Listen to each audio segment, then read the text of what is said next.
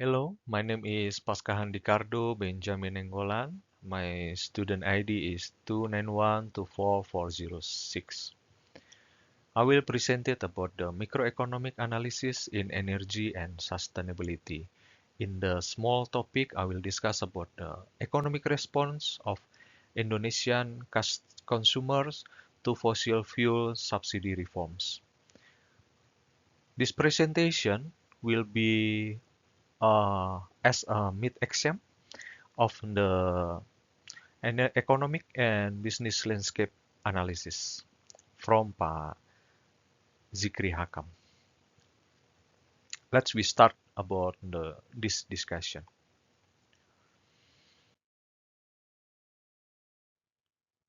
Energy subsidy reform in Indonesia implemented during the two administrations of President Susilo Bambang Yudhoyono and Jokowi has changed the fossil fuel price structure and influenced consumer behavior.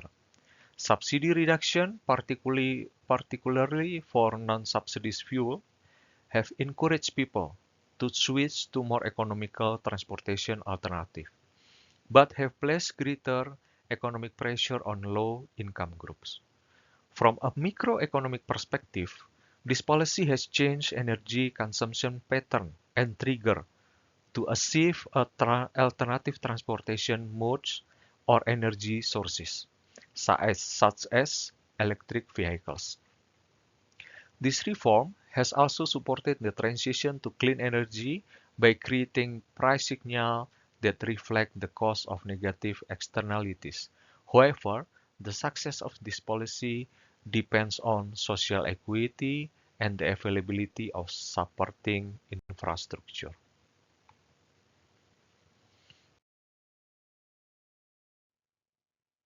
In 2021, Indonesia became the largest fossil fuel subsidizer in ASEAN, with a total of around 12 billion US dollar. This one, by this graphic, we can see that Indonesia is the largest fossil fuel subsidizer in ASEAN, surpassing Singapore around 8.4 billion US dollar, and Malaysia is around 3.5 billion US dollar. By this chart is reflecting the significant challenges in subsidy reform and a sustainable energy transition. Since 2020, the price of non-subsidized fuel, such as Pertamax and Pertamax Turbo, have increased significantly, while premium has been phased out and Pertalite has become a transitional option with a stable price, but will increase after 2022. This one. We can see that Pertamax Turbo is in the red, always increase by the years. The subsidy reform reflect the government efforts to reduce subsidies and encourage a shift to more environmentally friendly fuels with a significant impact on energy consumption patterns and people living costs. Yeah, Pertamax is increased and also the Pertamax Turbo is increased by the years starting on 2018 and the Pertamax also the increase, but premium with the yellow it's end on 2018 and the Pertalite start in 2016. It's also still increase. This is challenging.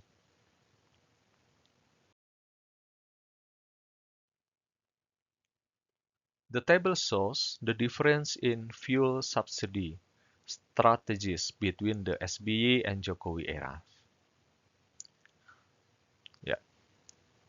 Under SBY, this one is we can see the under SBY era, fuel subsidy were extensive, covering premium, diesel, kerosene, with a budgeting reaching around 129.7 trillion rupiah. This one per year to maintain public purchasing power, but at the risk of burdening the state budget. Meanwhile, under the Jokowi, subsidies were more selective, with the subsidy budget dropping to around 57 trillion per year. Only for diesel and Pertalite, and the implementation of single fuel price policy in the treaty underdeveloped and disadvantaged region. This difference reflects Jokowi's focus on fiscal efficiency and distributional equity, while SBY prioritized price protection for all levels of society.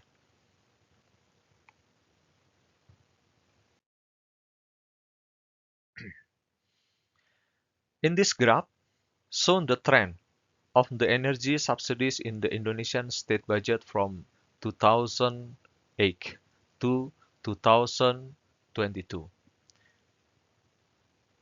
with a significant increase during the SBY era, reaching around 191 trillion in 2014 to maintain price stability and maintain purchasing power.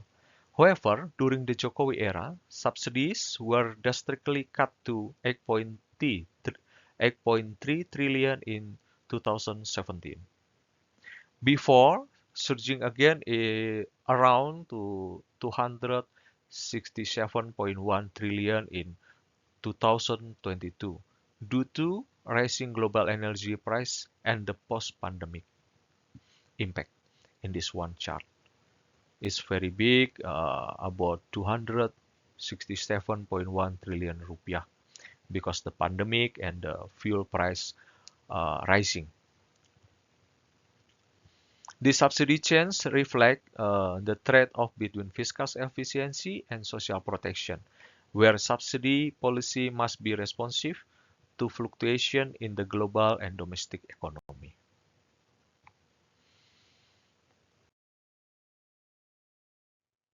Although fuel price increase due to subsidy reform have the potential to depress purchasing power and change household consumption patterns, aggregate consumption expenditure data from 2008 to 2023 shows that spending continues to increase.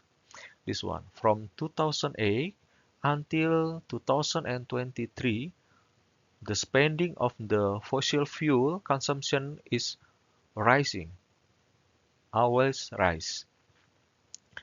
The rising national income and the expansion of the digital economy also strengthen the resilience of the domestic consumption. However, despite stable aggregate consumption, low-income households are more affected because their proportion of energy expenditure is higher. Therefore, while consumption increases at the macro level, at the micro level, quality of life may decline, indicating the need for the consumption policies and efficiency energy distribution to reduce socio-economic inequality.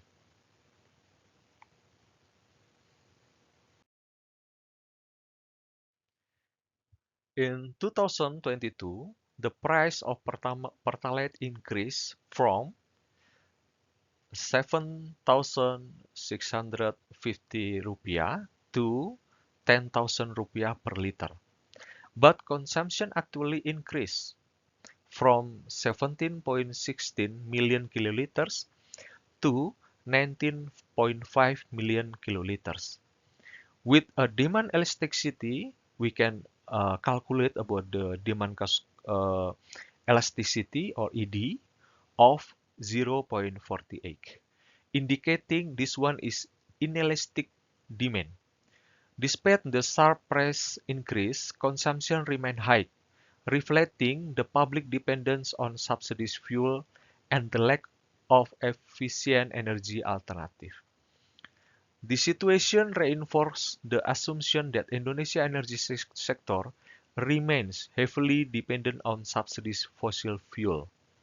Therefore, price reform policies must be balanced with the development of public transportation, electric vehicles, and energy efficiency incentive, while considering vulnerable groups in compensation and subsidy strategies to avoid regressive impact.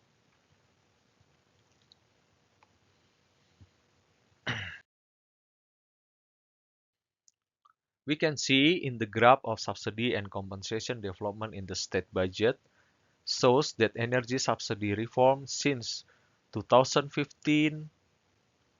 have focused not only on fiscal efficiency but also on social protection. In 2022, the government provided around 206.1 trillion rupiah in compensation. 2022 in this graph, exceeding the 170 trillion allocated for direct energy subsidies as a progressive policy prioritizing social justice. This compensation approach shifts resources from inefficient broad subsidies to more targeted assistance such as the Family Hope Program and the Staple Food Card or Kartu Sembako to protect vulnerable groups.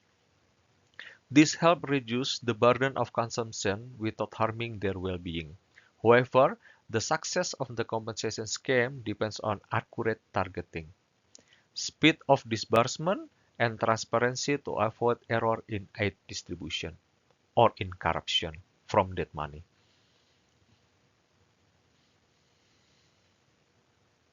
Yeah, we can see in this graph, subsidy energy, subsidy non-energy, and the compensation of the balance sheets and PDB from the Indonesian.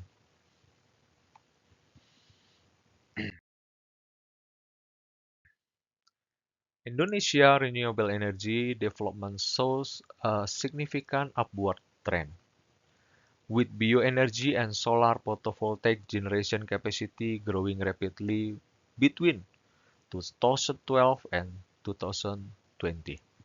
This one, from the graph, we can shows the upward trend from 2012 until 2020. Bioenergy, air, photovoltaic, and the others. Bioenergy increased from less than 1 unit to 3.98, while solar photovoltaic reached T 3.52. This one.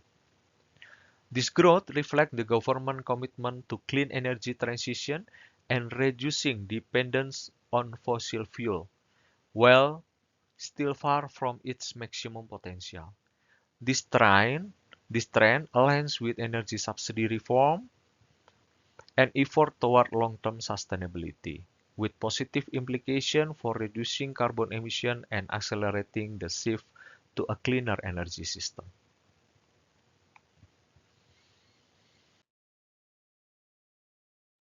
Since 2004, Indonesia has been a net oil importer. Importer. This one. Yeah, Indonesia is net oil importer, with consumption exceeding domestic production reaching 1,471,000 barrels per day in 2022, while lifting is only 660,000 barrels. This dependence increases the country fiscal burden through energy subsidies, which are increasingly unsustainable. Fuel subsidy and price reform are crucial to reduce overconsumption and allocate resources more efficiently. The decline in oil lifting capacity also reflects the need for restructuring the upstream energy sector and investment in renewable energy.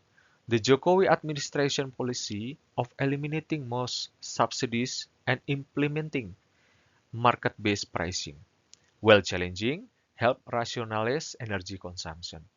Increased household spending and subsidies represent an adaptive response, while the growth of renewable energy support the transition to sustainability. The success of subsidy reform depends on balance between fiscal efficiency, social protection, and inclusive energy transition. Based on this graph, we can see the oil lifting, yeah, this in orange graph, production, consumption, and the production. We can see, yeah, that our leaf oil is below than on our consumption.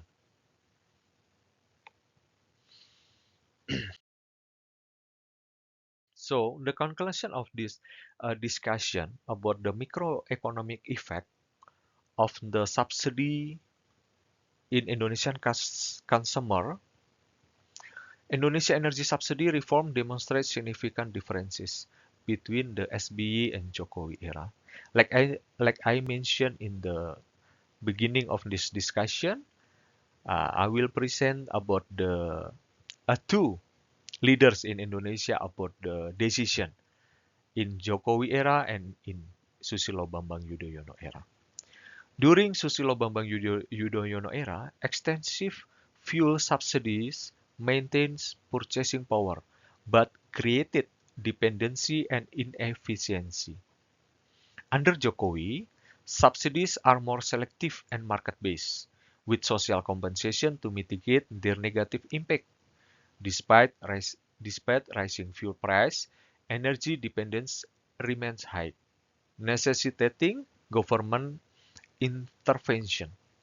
The imbalance between energy consumption and production highlights the need for long-term reform for a self-sufficient and sustainable energy system. Subsidy reform is not only about fiscal efficiency, but also about shaping sustainable consumption behavior, strengthening social justice, and supporting the transition to a low-carbon economy. Moving forward, energy policies must be designed to be equitable and aligned with sustainable development. Thank you. This about our discussion in the study of economics and business landscape analysis. Hope you all are doing well and see you in the next class. Good night.